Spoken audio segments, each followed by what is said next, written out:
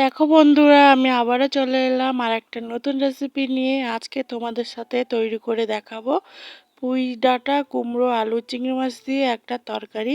এই তরকারিটা খেতে খুব টেস্টি হয়, তোমরা একবার ট্রাই করে দেখতে পারো। তা চলো আমি কীভাবে রান্না করি পুরোটাই দেখতে থাকো তোমরা। তার আগে বলো তোমরা সবাই কেমন আছো? আশা করি ভালো আছো। সকলের সুস্থতা কামনা করে একটা নতুন ভিডিও নিয়ে আবারও চলে এলাম।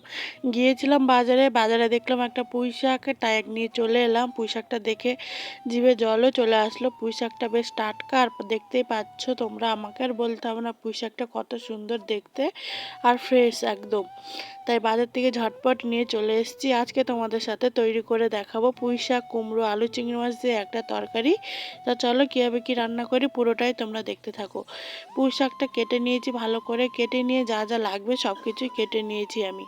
আর এখানে নিয়েছি একটু পরিমাণ মতো কুমড়ো, আর নিয়েছি একটা আলু, এক টমেটো কুচি, কাঁচা লঙ্কা অল্প 3-4টে কুচি করে নিয়েছি। আর এখানে হয়েছে দেখো চিংড়ি মাছ আর একটুখানি আদা বাটা।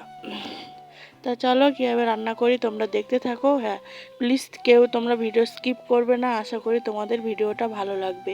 কড়া গরম হয়ে গেছে, দেখো আমি পরিমাণ মতো একটু সর্ষের তেল দিয়ে দিলাম। সর্ষের তেল দিয়ে আমি রান্নাটা করব। আর হ্যাঁ, পুঁই শাকের কুমড়ো আলুগুলো কিন্তু আমি ভাজা করব না, ওইগুলো এমনি কষে রান্না করব। তা চলো তোমরা দেখতে থাকো, আমার বলারতেও তোমরা দেখলেই বুঝতে পারবে। দেখলাম 2টো শুকনো লঙ্কা, তারপর দিলাম 2টো তেজপাতা, আর দেবো পরিমাণ মতো 5 ফোড়ন। দিয়ে ভালো করে নেড়েচেড়ে নিয়ে এবার আমি ভালো করে নেড়েচেড়ে নিলাম। নেড়ে দিয়ে দেবো চিংড়ি মাছ। চিংড়ি মাছটা ভালো করে দিয়ে একটু ভাজা ভাজা করে নেবো। আর পুঁই শাক খেতে আমাদের খুব ভালোবাসি, তোমার দাদাভাইও খুব খেতে ভালোবাসে, আমিও খুব খেতে ভালোবাসি। তাই এখানে পুঁই শাক দিয়ে চিংড়ি মাছ দিয়ে তরকারি করলে তো আমাদের আর কিছুই লাগে না। তোমরা একবার বাড়িতে এইভাবে ট্রাই করে দেখতে পারো, খুব সুন্দর লাগে আর খেতেও খুব টেস্টি হয়। আর এখানে আমি কিন্তু লঙ্কার পরিমাণটা অল্প কিছুই দিয়েছি, বেশি লঙ্কা দিইনি, 3-4টে চালা করা লঙ্কা দিয়েছি, তোমরা তো দেখতেই পেয়েছো কাঁচা লঙ্কা। তারপর এখানে নুন হলুদ দিয়ে ভালো করে আমি মাছগুলো ভেজে নেবো, চিংড়ি মাছগুলো ভেজে নিয়ে তারপরে আস্তে আস্তে রান্নাটা করব। তা চলো তোমরা দেখতে থাকো। আর হ্যাঁ, আমার রেসিপিগুলো তোমাদের কেমন লাগে অবশ্যই কিন্তু কমেন্ট করে জানাতে ভুলবে না। আর হ্যাঁ, ভিডিওতে কেউ লিখো না যে এত নাম্বার লাইক ডান করেছি কিংবা বন্ধু করেছি। যদি তোমাদের কোনো অসুবিধা হয় শুধু লাভ চিহ্ন দিতেই পারো ভিডিওতে, আর কোনো কিছুই দিতে হবে না। তারপর আমি দিয়ে দিলাম ওখানে টমেটো কুচি, আর দিয়ে দিচ্ছি কুমড়ো আলু। আর কুমড়ো আলু দিয়ে ভালো করে আদা বাটা দিয়ে ভালো করে আমি নেড়ে নেবো। এটা তোমরা ভাজাও করতে পারো, কুমড়ো আর চিংড়ি মাছটা কুমড়ো আর আলুটা আলাদা করে কিন্তু ভেজেও নিতে পারো। আমি ভাজা করিনি, কারণ পুঁই শাক দেবো যেহেতু, পুঁই শাকে দিলেই পুঁই শাকের জলেই ওটা সেদ্ধ হয়ে যাবে কষতে কষতে।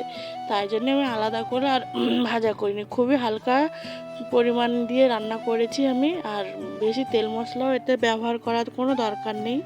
খুব সিম্পলভাবে আর খুব সহজ পদ্ধতিতে আমি তোমাদের সাথে এটা তৈরি করে দেখালাম। না, অনেকে চাইলে কুমড়োটা ভেজে নিতে পারো আলাদা করে, আর আলুটাও ভেজে নিতে পারো, কিন্তু আমার আলু আর কুমড়োটা ভাজার প্রয়োজন হয়নি বলে আমি ভাজা করিনি। তার জন্য আমি এখানে ভালো করে কষে নিচ্ছি, কষিয়ে যা নেবো তাতেই আমার ভাজা ভাজা হয়ে যাবে, আমাকে আর আলাদা করে তেল খরচা করে ভাজা করতে হবে না। এটা খুব হালকা রান্না, খুবই সহজ আর খুবই ইজি, ঝটপট এটা রান্না করা যায় আর খেতেও খুব টেস্টি হয়।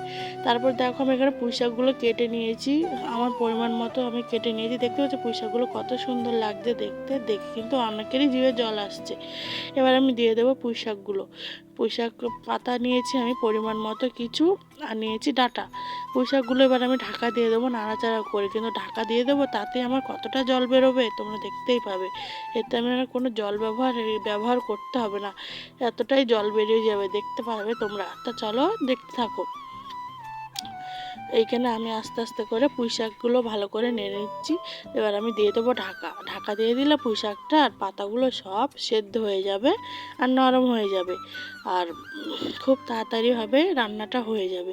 আস্তে আস্তে ঢাকা দিয়ে দিয়ে রান্না করলে হয়ে যাবে।